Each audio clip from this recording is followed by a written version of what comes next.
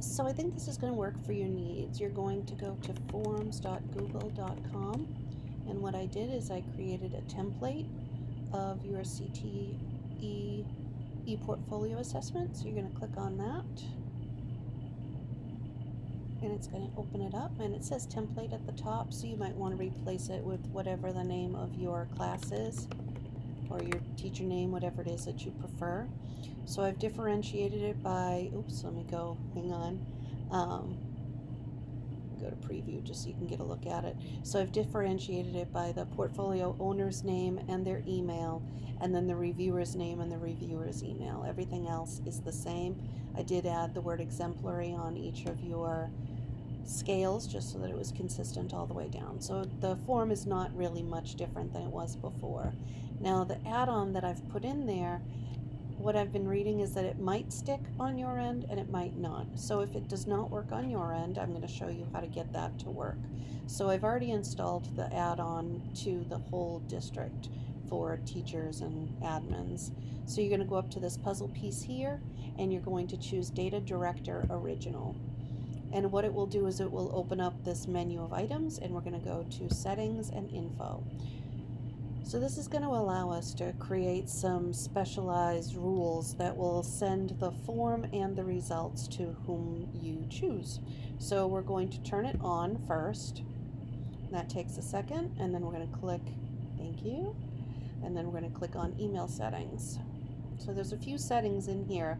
Like I said, it might show up on your end already done, or it might not, depending on how this add-on works with the school version of Google Suite.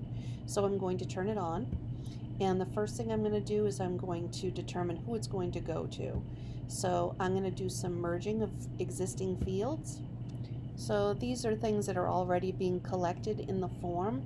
So I know that I want it to go to the portfolio owner's email address. That's going to be in the to field. So now it's been put in there. I could add more if I wanted to, but I also want to put the reviewer's email into the CC field. So that's all set. So that means that these two people, the portfolio owner and the person filling it out, will receive a copy of it. So now I'm going to go down here. Oops, I didn't mean to click that. I'm going to go down here and I'm going to click on Email Content 1.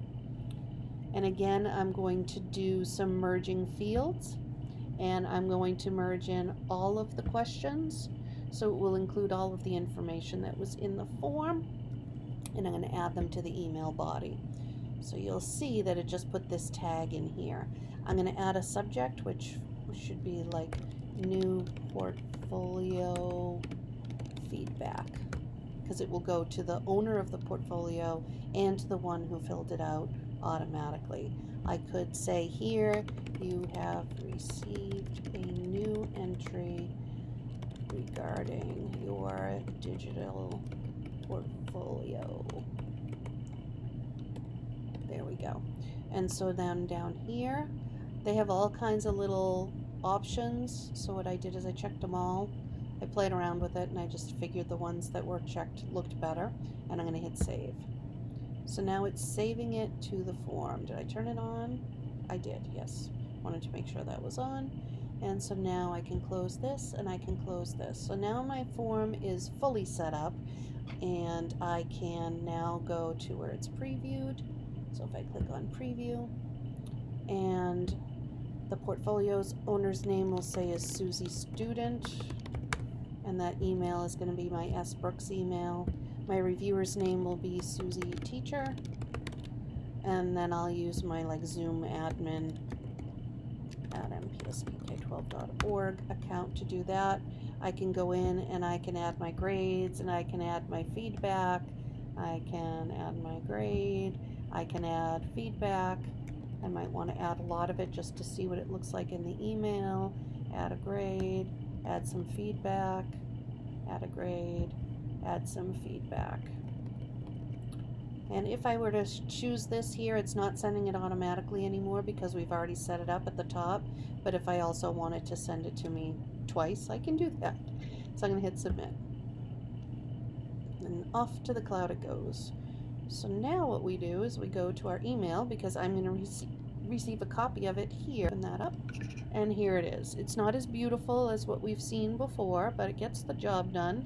So you can tell that it was sent to the student or the portfolio owner and the person giving the feedback, and that it has the answers to all of them. Like you got a 3 for accessibility with some feedback from the reviewer, a 1 for navigation, and so on. So that way the teacher doesn't have to do anything special. It's already going to be plugged in when they fill out the form. If you have any questions, don't hesitate to ask. I'm going to work on making sure that that filter in the background is working automatically with the template, but if it doesn't, it's something you can do on your own.